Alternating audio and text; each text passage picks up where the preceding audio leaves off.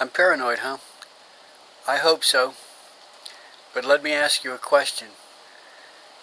Did you want most of your grandchildren's earnings spent before they were even born? Is that what you wanted? Did you authorize that? Did you want your congressman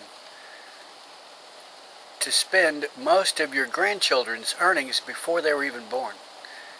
Well, it's spent. It's already happened. It's a done deal.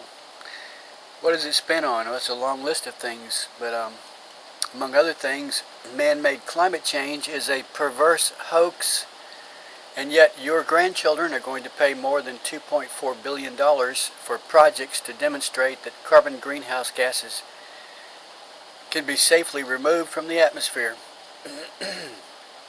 plus more than $400 million for more research into global warming. If they are lucky, your grandchildren will work to pay off $20 billion for an expanded food stamp program. Keep in mind, I've already told you about the Cloward-Piven strategy for orchestrated crisis. And that is what the financial meltdown was. And Obama proposes, he says, to fix this problem by spending. He's going to solve this lending crisis and this debt crisis with astronomical spending. $20 billion for a food stamp for the poor. That is the Cloward-Piven strategy. $32 billion for a smart electricity grid. Whoa, boy, that'd be nice. I wish my electricity grid was smart. $87 billion for Medicaid. $53 billion for who knows what, but it includes science facilities, internet, energy, and environmental programs. But what will all of this, what will this cost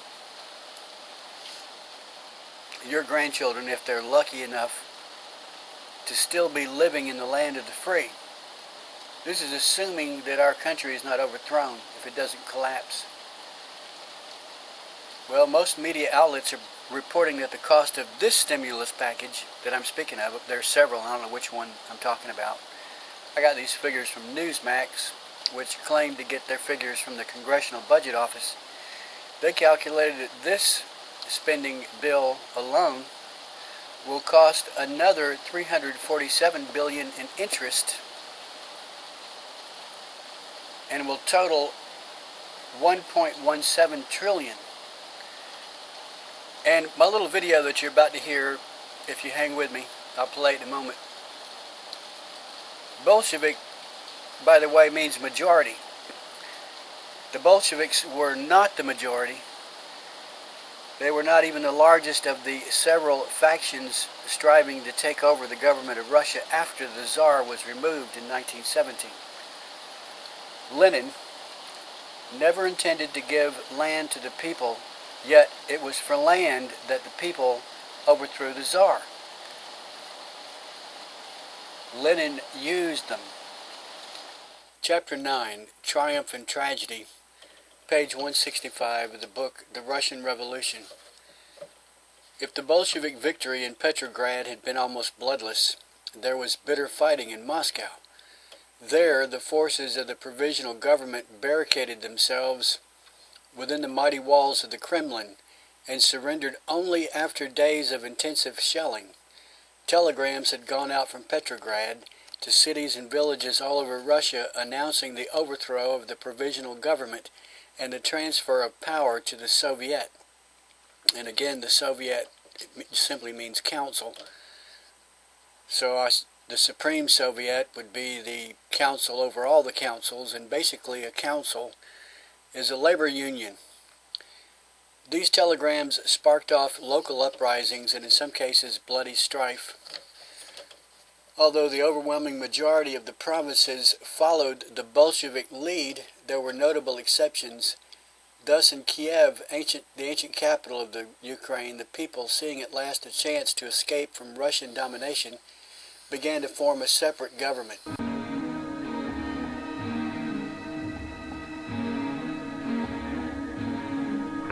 And And greetings, friends around the world, and welcome to another exciting episode of Space News Tonight with your host, Opg Dexio and Panama Jane. Opg Dexio has the night off. I'm Panama Jane. He was involved in the Bolshevik Revolution. He is a Marxist theorist. He was one of the leaders of the Russian October Revolution. He was the People's Commissar for Foreign Affairs and a founder of the Red Army. He was among the first members of the Politburo. After leading a failed struggle of the left opposition against the policies and rise of Joseph Stalin in the 1920s and the increasing role of bureaucracy in the Soviet Union, Trotsky was expelled from the Communist Party and deported, and I think he was deported several times. And he lived in various places: Norway, Switzerland, France, Turkey, Mexico, and probably passed through the United States. And what I want to point out is he had friends in all these places. This is what I want to point out. We focused on the Soviet Union as the evil empire.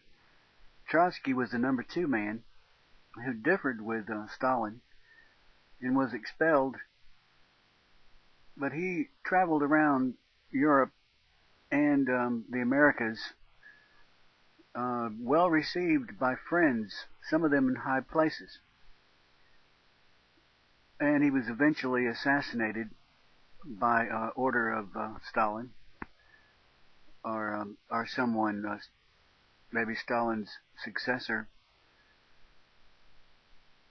But Trotsky's ideas formed the basis of Trotskyism, a term coined as early as 1905 by his opponents in order to separate his ideas from Marxism. Marx wrote the Communist Manifesto. He wanted to call his book, or his writing, the Socialist Manifesto, because that's what it is. But to differentiate his ideas from others who were known as socialist, Engels and Marx called their book or booklet the Communist Manifesto rather than their first choice of Socialist Manifesto. And so you see what we have here is a spreading virus of socialism that is not confined and was never confined in the Soviet Union. And of course, you know, Mao got a hold of it in China. Even though Ho Chi Minh studied in France, got a hold of it, and Pol Pot was his buddy that started a communist government in Cambodia. Carlos the Jackal got a hold of all these people, got a hold of their ideas, studied in the Patrice Lumumba School of Terrorism in the Soviet Union, and ended up going to work for the PLO, for lack of a better word, just call them PLO, the forerunners of Hamas and Hezbollah. Various people who had participated in the Potemkin Revolution. The Potemkin was a Russian battleship before the revolution. And they hijacked a battleship. They hijacked a battleship. They were protesting their working conditions. And they ran away with the battleship and parked it in a port in Romania. The Romanians eventually turned the ship back over to the Russians.